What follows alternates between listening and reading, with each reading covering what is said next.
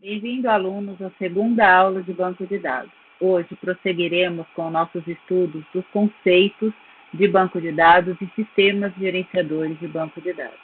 Então, iniciaremos analisando a arquitetura, né? Como que a gente pode organizar um sistema gerenciador? Inicialmente, eles eram colocados em mainframes, né? Eles eram colocados todas as funcionalidades, né, num único local e acessados a partir de terminais, que a gente chamava de terminais de exibição. Esses terminais não tinham processamento, né?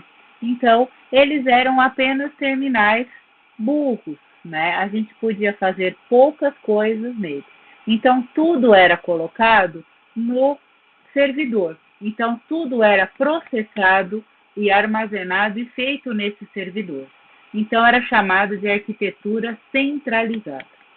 Com a melhoria das redes, né, da computação em si, a gente começou a utilizar uma arquitetura que chamamos de cliente-servidor. Então, as coisas são divididas entre uma máquina cliente, né, e uma máquina servidora. A máquina cliente é uma máquina que faz a interface com o usuário e ainda tem processamento. Então, ela não é mais só um terminal de exibição. Ela geralmente é um PC, né? Ela tem funcionalidades que podem ser colocadas nela, né? E um servidor, né, ou servidores, onde eu tenho as funcionalidades, né, de software que são oferecidas aos clientes. E as funcionalidades? Várias, pode ser servidor de arquivo, de impressão, de banco de dados, né? Então, você tem um hardware e um software lá colocados numa máquina, né? Em locais aí da rede que vão fornecendo ao cliente essas funcionalidades. As máquinas podem ser dedicadas, ou seja, ser só servidores, então, né? E servidores podem estar todos separados, então eu tenho uma máquina só para arquivo, só para impressão, só para banco de dados, né? Ou a gente pode ter servidores que rodam juntos, né? Então ele pode ser servidor de arquivo e impressão, servidor de banco de dados com servidor web, né? Ou até servidores que têm funcionalidades de servidor e de cliente também, né? Que é o que fala aqui. Então ele tem tanto software para a parte server quanto software para a parte cliente. Então, isso é uma arquitetura cliente-servidor. E como é que a gente adaptou isso para banco de dados? Então, a gente tem a arquitetura em duas camadas, né? Então, a gente tem uma parte server e uma parte cliente, né? A parte servidora era organizada como? Né? Para consultas e transações, ele até era chamado, né, de servidor de consulta em alguns momentos, ou até servidor de transação, ou servidor SQL, porque a ideia era que essa máquina estivesse disponível para fazer todo esse processamento, né, de requisições SQL e de transações, né, que são um conjunto de funcionalidades SQL juntas, que eram mandadas para essa máquina server, né? E na máquina cliente, ela ia ter os programas, né, de aplicação, que é aquele software que eu consigo acessar o banco de dados de forma gráfica ou de alguma forma, e os programas de aplicação, né, que são aqueles acessos que são feitos por linguagens de programação. Então, eu teria ter ali a parte de programadores, né, que tem lá um Java, um C Sharp, um C++, acessando esse servidor, né, e até softwares clientes simples, onde eu posso fazer o SQL, né, de forma direta ali, né. Então, esses programas, né, principalmente os programas de aplicação, eles precisam fazer uma conexão com o sistema gerenciador, né. Então, eles precisam conversar com o SGBD que está lá no server, né. Então, uma forma simples é através do ODBC, que é uma interface, né, para as aplicações poderem se conectar, poderem chamar funcionalidades do SGBD. Geralmente, a gente já tem uma API programada, já com as funcionalidades que eu posso utilizar, né, dentro de cada linguagem de programação, né? Então, é preciso que eu tenha um driver, né? Um software instalado do lado do servidor e um software instalado do lado do cliente. O servidor, por que ele tem que ter? Para que ele permita esse tipo de acesso. E o cliente, por quê? Porque o cliente ele consegue, né, conversar com o gerenciador que está no servidor. Então, todo mundo tem que ter instalado, né? Quem faz esse software? Geralmente o vendedor do sistema gerenciador. Então, a Oracle tem, né, a Microsoft tem, a IBM tem, a Postgre tem, todo mundo que faz os seus gerenciadores, eles disponibilizam esses drivers, né, de maneira até gratuita, porque, né, estimula que as pessoas utilizem o seu SGBD, né. O Java especial, ele tem seu próprio, né, item de acesso ao banco de dados, chama-se JDBC, né? Então, ele também tem que ter instalado do lado do cliente, do lado do servidor, o software, e ele vai fazer o acesso ao quê? De programas Java aos sistemas gerenciadores.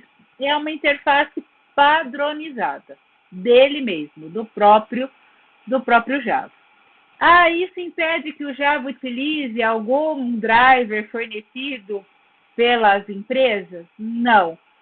Tem drivers lá só para Java, né, das próprias empresas. Então, eu posso usar tanto o JDBC, que é padrão, que já vem no Java, quanto posso usar de terceiros que vem nas empresas. Eu deixei aqui uma tabelinha, uma janelinha aqui do lado para vocês lembrarem de uma coisa importantíssima, né? O sistema gerenciador não faz só consulta, né, e processamento de transação, gente. Ele faz muito mais. Ele faz backup, controle de concorrência, né, tudo aquilo que a gente viu na aula passada, né? Tudo que a gente espera de um SGBD. Aí, o que acontece nessa arquitetura em duas camadas? Ele tenta, né, dividir essas funcionalidades entre o cliente e o servidor, mas só são dois locais, ou está no server, ou está no cliente, ou está um pouquinho em cada um pouquinho no cliente e um pouquinho no servidor. Então, está em um dos dois ou nos dois, de maneira, né, dividida. Então, todas aquelas funcionalidades estão aí de alguma forma. É que o que a gente mais faz com o sistema gerenciador na maior parte do tempo é processamento de consulta e transação. Então, é o que interessa para os programadores, mas todo aquele resto que roda no sistema gerenciador está ali de alguma forma, certo? Ou só no lado servidor, né? Ou um pouco em cada, certo? Bom, com as páginas web aí, né, crescendo na nossa vida, a web se tornou essencial, né, no nosso dia a dia, né, e todo mundo tem uma página, todo mundo tem alguma coisa, então o banco de dados também tinha que se adaptar a essa nova forma de fazer sistema, tá? Então, criou-se uma arquitetura em 3 camadas, né? Então, a gente tem ainda o servidor de banco de dados, né? Aí a gente tem no meio de tudo isso um servidor web ou servidor de aplicação, né? E depois a gente tem aí a parte cliente, né? Essa parte do meio, ela pode ser uma arquitetura de uma camadazinha só entre o BD e o cliente, esse miolo aí, ou pode ser várias camadas, né? Divididas aí na rede. Então, como que funcionaria? Eu ainda tenho uma parte servidora, né, que adicionou uma camada intermediária entre o cliente e o servidor, para fazer o quê? Executar programas de aplicação, armazenar regras de negócio, fazer toda aquela, né, tradução do que está vindo do banco de dados para a página web e mostrar para o cliente. Então, ela tem que fazer esse miolo do meio de campo aí. Ainda no meio de tudo isso, tem que verificar o que é que eu posso acessar. Então, o cliente está fazendo uma requisição para a página, mas tem que ser enviado para o banco de dados só o que ele pode saber. Então, ou a página para aqui, né? Ou se chegar lá no banco de dados, o banco de dados vai falar que não pode. Então, geralmente, aqui no servidor web, a gente tem umas verificações de credencial, que pode ser feito e como, né? Lembra que eu falei que não precisa ser só uma camadinha? Ela pode ter mais pedaços divididos pela rede? Então, ele pode dividir essa camada entre o usuário e os dados, né, em componentes mais detalhados. Então, eu posso dividir esse único pedaço em várias partes para distribuir o quê? A programação e os dados pela rede. Então, eu consigo distribuir melhor as coisas, não centralizo tudo num lugarzinho só. E eu posso ter diferentes sistemas operacionais para cada pedaço. Isso também é legal. E tem gente que usa o Windows, tem gente que usa Linux, tem gente que usa Mac e tem gente que usa outras coisas além desses três grandes aí. Então, nos permite, né, poder fazer, né, essa funcionalidade com vários sistemas operacionais aí rodando.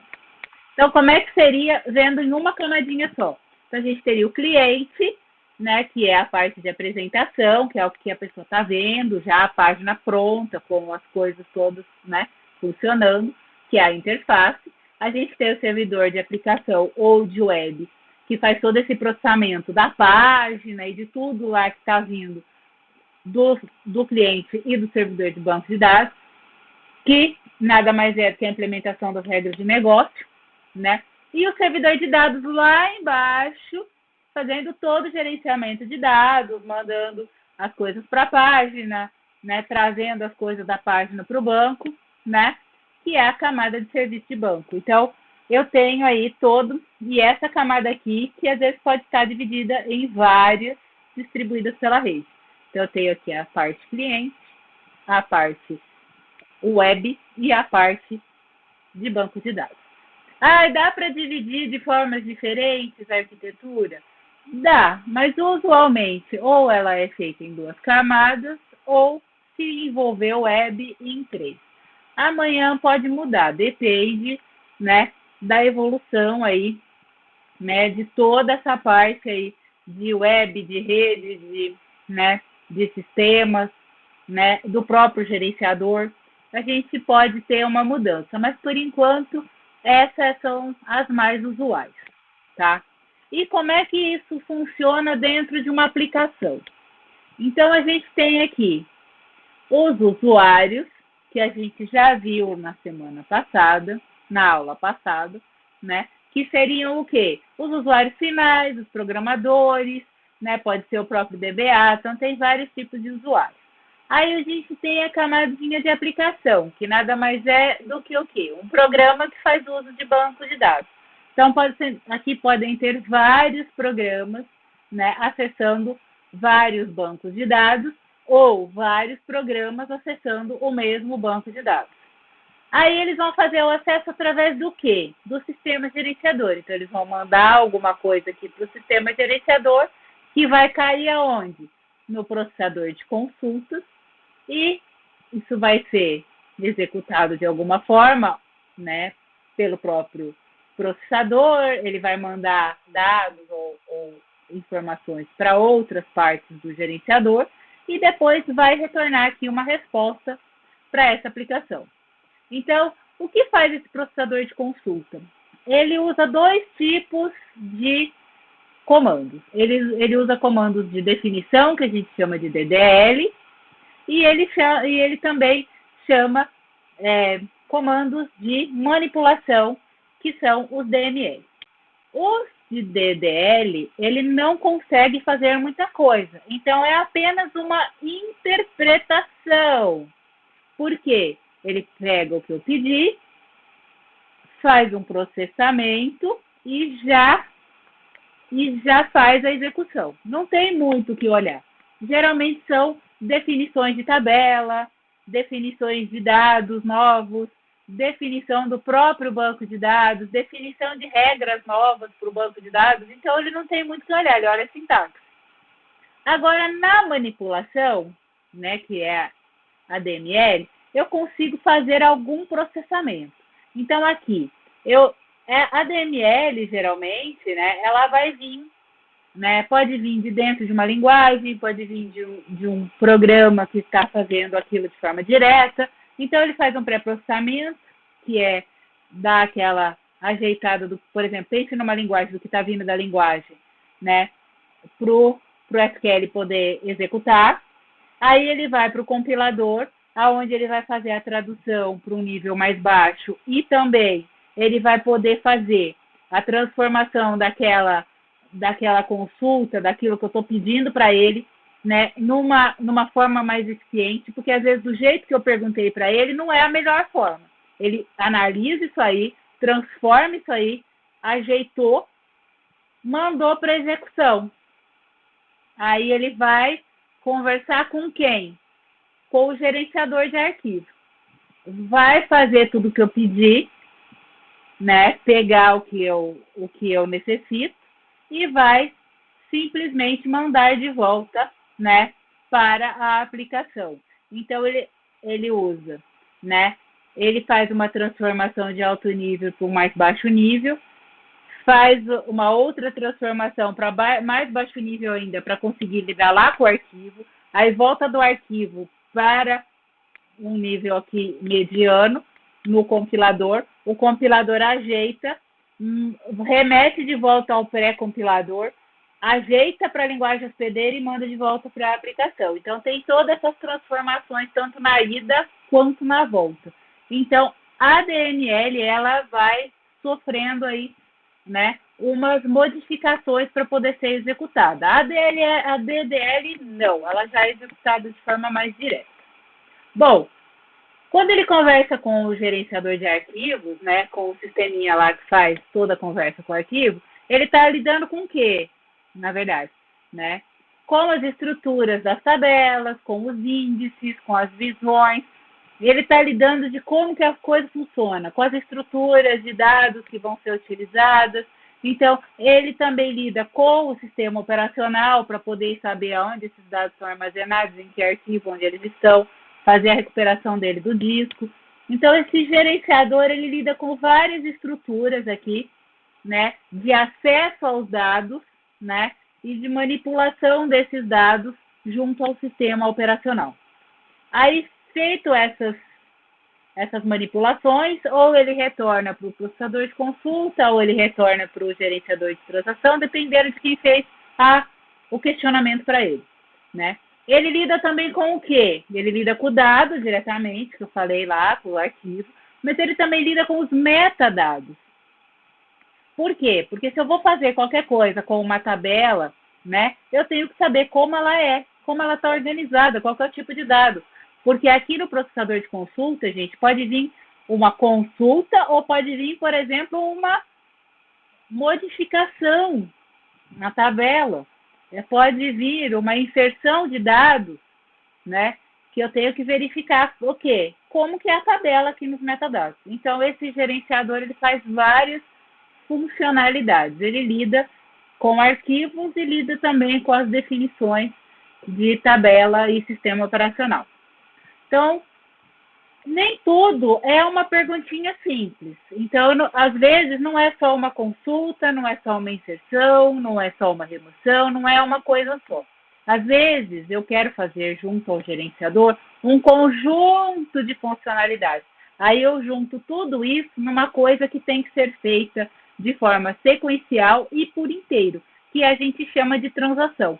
Então, tenho que ter um gerenciador aqui dentro que me gerencie a execução desses conjuntos, que são blocos, né, de execuções, que precisam ser feitos juntos aqui e por inteiro. Então, eu tenho que ter uma organização dentro do SGBD que converse tanto com os arquivos, tanto quanto o processamento de consulta, porque uma transação nada mais é do que um conjunto de comandos, né, que podem ser DDL ou DML. Então, eu tenho que conversar tanto com o gerenciador de arquivos, quanto com o gerenciador que faz a manipulação lá, que é o processamento de consulta.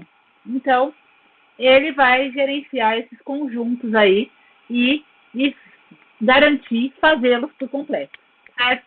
Então, eu tenho essas partes básicas aqui. Gerenciador é só isso? Não, gente. Gerenciador de banco de dados é muito mais. Mas aqui é o que a gente usa no dia a dia, tá? Para os sistemas de banco de dados. Então, aí eu deixei aqui uma definiçãozinha de metadados, que nada mais é do que a descrição dos bancos. E aqui os dados que são o quê? Aqueles registros em disco, né, que estão lá em algum arquivo, né, armazenado. A gente, quando usa banco de dados, a gente vai ter que lembrar aí dois termos, duas ideias que não podem mais sair da nossa cabeça. Uma é de esquema, outra de instância. O esquema de um banco nada mais é do que a definição dele. Aonde eu vou guardar esse esquema? Lá nos metadados, lá no dicionário de dados. Ele vai estar onde? Né? Ele vai estar na parte de definição. Então, o esquema, ele me diz como que é a coisa. E eu não fico mudando isso com frequência. Por isso que a gente fala que ele é estático. Por quê? Porque eu só vou mudar a definição de uma tabela se eu precisar mudar alguma coisa nos sistemas que acessam essa tabela. Né? Então, eu vou acrescentar alguma coluna nova, ou vou tirar, ou vou mudar um tipo de dado. Mas é uma necessidade muito específica dos sistemas que acessam esse banco. Então, dificilmente eu vou mudar o esquema. Então, um esquema de banco de dados nada mais é, né, do que a definição dele. E eu tenho a instância. A instância nada mais é do que o quê? A manipulação desse banco no dia a dia. O que é a manipulação?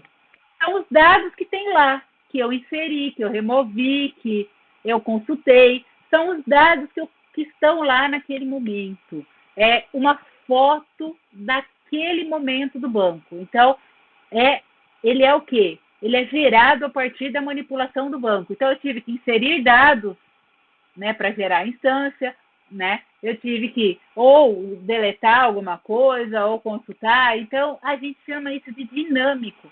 Por quê?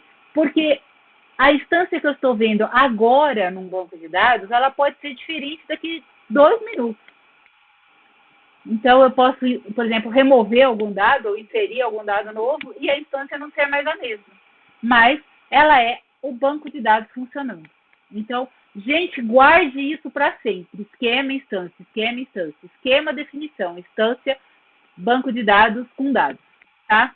São os dados. E o esquema é a definição. Tá? Então, vamos para os modelos. Bom, como é que a gente chega num banco de dados funcional? A gente tem que fazer a coisa de uma maneira organizada, certo? Né? Vocês veem em engenharia de software, né, que a gente tem, né, que organizar as nossas ideias para conseguirmos fazer um bom sistema. Para fazer um bom banco de dados, a gente tem que organizar as nossas ideias de como são os dados. Então, a gente tem que definir um modelo de dados, certo? O modelo de dados, né, ele é o quê? Os conceitos que nos norteiam para a gente obter a abstração que a gente precisa dos dados. Então, ele nos dá a ideia de como é que eu organizo a coisa. Então, eu sempre vou ter o que nesse modelo? As operações básicas, ou seja, como é que é a organização, as regras, os tipos, as funcionalidades que eu preciso, e além de tudo isso, os comportamentos da aplicação. Então, se eu vou ter que ter um trigger, um procedimento, se eu vou ter que botar alguma coisa a mais ali. Então, todo esse aspecto, né, que eu vou ter que ter para esses bancos de dados funcionar, né, vem dessa ideia do modelo de dados. Né? Então, eu tenho que definir o banco de dados a partir de um modelo. Então, eu sempre vou partir de uma ideia mais geral para uma ideia mais física. Então, até eu chegar lá, eu vou passar por 3 fases. Conceitual, aonde eu tenho a primeira ideia do meu banco. Uma fase lógica, onde eu já tenho uma ideia mais detalhada do meu banco, bem mais detalhada. E a física, que é onde eu já tenho um banco de dados funcional dentro de um SGBD, com seus arquivos em disco e todos os seus acessos já implementados. Então, quais são as fases desse modelo? Eu preciso descrever o banco de dados inicialmente, o quê? De forma independente, ainda sem pensar em implementação. Então, eu vou ter que ter uma forma de mostrar a minha primeira ideia. Como que a gente faz isso? A gente usa o modelo chamado entidade e relacionamento, que é o quê? é aquela ideia de organizar as coisas em entidades, né, com características. Por exemplo, aqui cliente tem ID, tem nome, tem data de admissão, né? E existem interconexões entre esses elementos, né, que são os relacionamentos. Isso tudo desenhado num diagrama ER. Então, é gráfico, é visual. Então, é a nossa primeira ideia do banco, né? Sem se preocupar com implementação, de como é que eu vou fazer para isso aqui funcionar. Então, a nossa primeira ideia de organização, seus dados e suas interligações. Feita essa primeira ideia, eu passo para uma ideia mais específica, que é uma ideia que já pensa numa futura implementação. Então, eu tenho que escolher aqui como que eu vou organizar o dado de uma maneira um pouco mais baixo nível. Então, aqui eu tenho que tomar uma decisão se vai ser tabela, se vai ser objeto, se vai ser uma mistura. Então, eu tenho que decidir aqui se vai ser orientado a objeto, se vai ser relacional, se vai ser relacional a objeto. Como a gente vai estudar relacional nesse curso, então aqui eu escolhi o modelo relacional, que é baseado em quê? Em relações, em tabelas. Então, a gente tem aqui a tabela de cliente, a tabelinha de filme e a tabelinha de locação. Então, a gente já organizou de uma forma que já lembra a implementação. E aí, a gente vai para a parte física, que é o quê? Descrever detalhadamente o armazenamento dos dados e como vai ser o acesso. Ou seja, os índices, as visões, né, as formas de organização muito mais elaboradas, já num sistema gerenciador escolhido.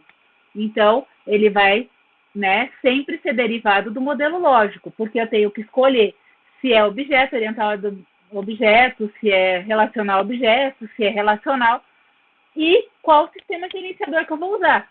Aí eu implemento tudo isso com todas as restrições, com todas as regras que eu criei, né, com todas as formas de acesso já, né, pensadas, e aí eu tenho um banco de dados funcional, certo?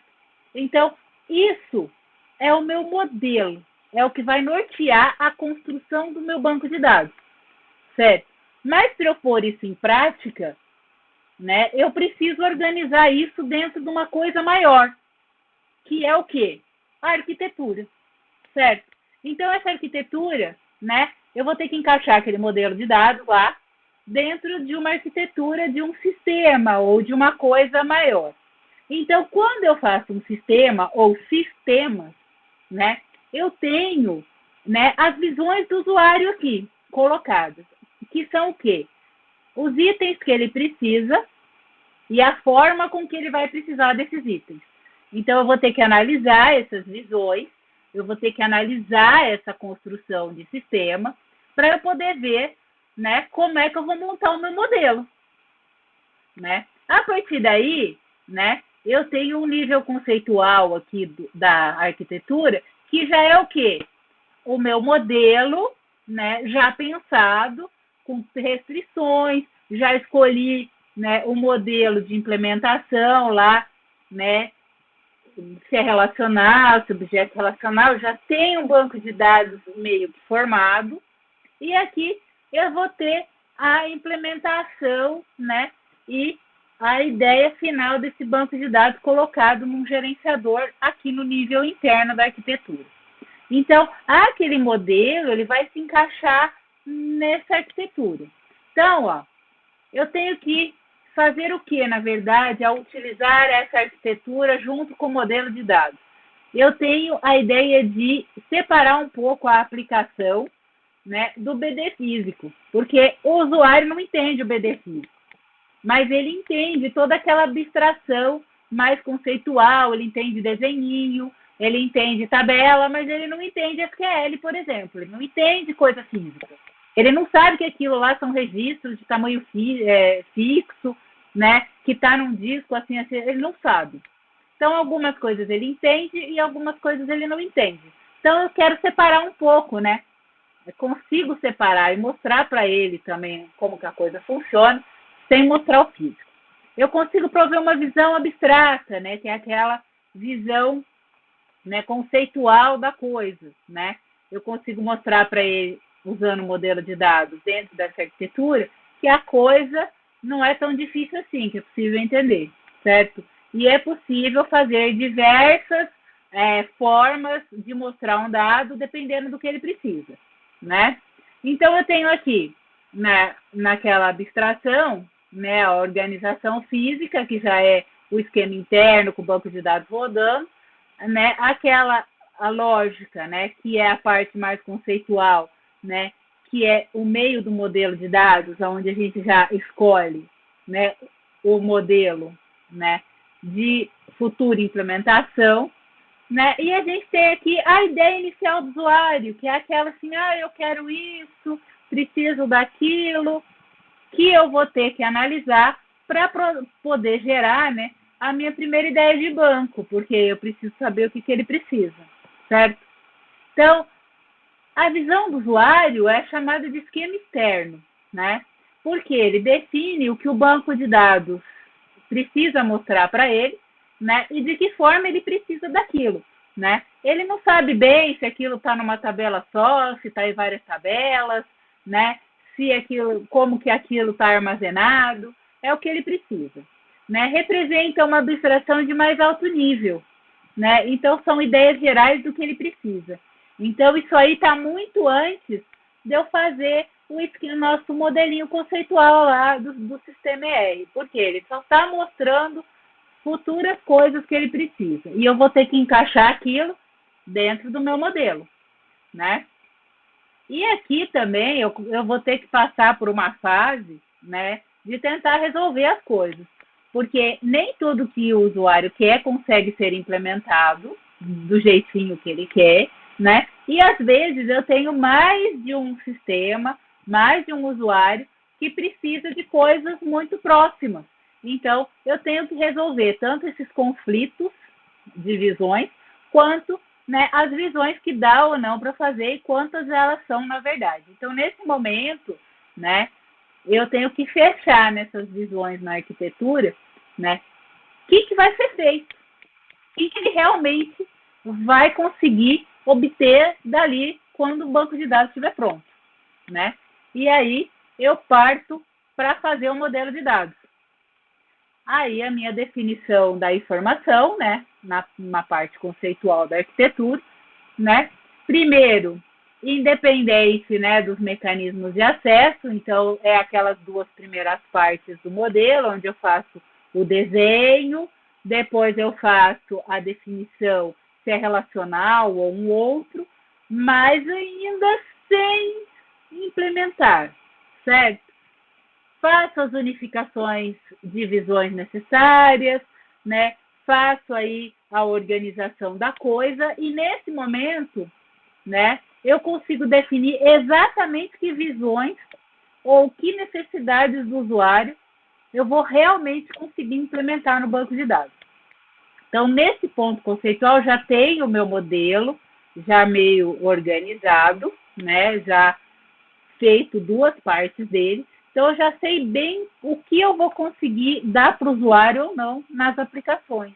Porque as visões, gente, estão nas aplicações, nos sistemas que estão vindo acessar esses bancos, tá? Esse banco. Então, eu tenho aí que ver o que realmente eu vou conseguir fornecer e o que eu consegui implementar direitinho no modelo.